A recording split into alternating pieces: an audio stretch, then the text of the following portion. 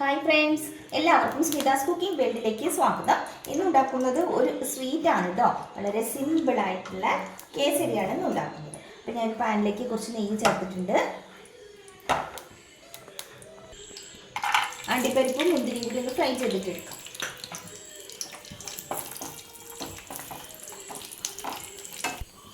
മുന്തിരി ചേർക്കാം. പാകമായിട്ടുണ്ട്. വേറൊരു പാത്രത്തിലേക്ക് മാറ്റാം. ബൗളിന് 1 കപ്പ് റവയാണ് എടുത്തിട്ടുള്ളത്. അണ്ടിപ്പരിപ്പും മുന്തിരിയും ഫ്രൈ ചെയ്തെടുത്ത അതേ നെയ്യിലേക്ക് തന്നെയാണ് ചേർത്തിട്ടുള്ളത്. ഇനി ഇത് നന്നായിട്ടൊന്ന് വറുത്തിട്ടെടുക്കാം. റവയെല്ലാം നന്നായിട്ട് വറുത്തെടുത്തിട്ടുണ്ട് കേട്ടോ. കണ്ടില്ലേ, ഇതുപോലെ വറുത്തെടുക്കണം.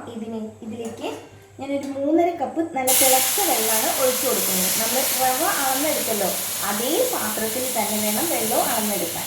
1 കപ്പ് റവയ്ക്ക് ഞാൻ 3.5 കപ്പ് വെള്ളമാണ് എടുത്തിട്ടുള്ളത്. ഒന്ന് ഇളക്കി കൊടുക്കാം.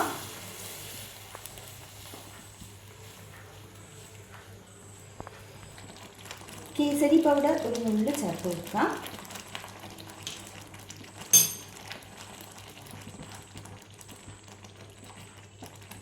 നന്നായിട്ട് ഇളക്കി യോജിപ്പിച്ചെടുക്കാം. ചാനൽ ആദ്യമായിട്ടാണ് കാണുന്നത് സബ്സ്ക്രൈബ് ചെയ്യാൻ മറക്കരുത്. തൊട്ടടുത്ത് കണ്ട ബെല്ലൈക്കൺ കൂടി ഒന്ന് ക്ലിക്ക് ചെയ്യും. 3 ഓപ്ഷൻ കാണാം, അതിൽ ഓൾ വേണം സെലക്ട് ചെയ്യാൻ. എങ്കിൽ മാത്രമേ ഞാൻ പുതിയ വീഡിയോ അപ്ലോഡ് ചെയ്യുമ്പോഴും നോട്ടിഫിക്കേഷൻ ലഭിക്കുകയുള്ളൂ. നന്നായിട്ട് യോജിപ്പിച്ചെടുക്കാം.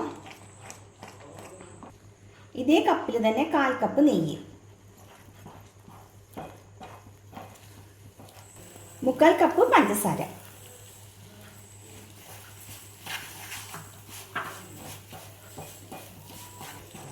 ഒരു നുള്ളു ഉപ്പ് ചേർക്കാം മധുരം ബാലൻസ് ചെയ്യുന്നതിന് വേണ്ടിയിട്ട്.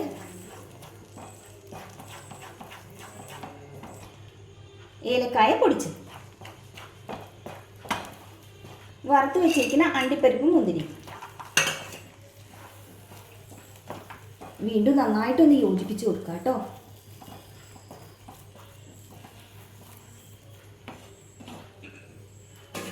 ഒരു 2 മിനിറ്റ് സമയം നമുക്കൊന്ന് അടച്ചു.